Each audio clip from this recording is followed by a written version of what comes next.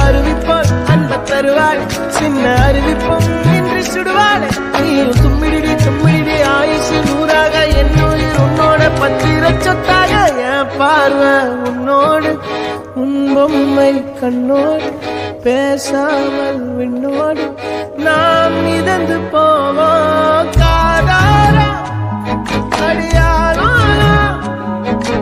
நான் தாங்க மரோடு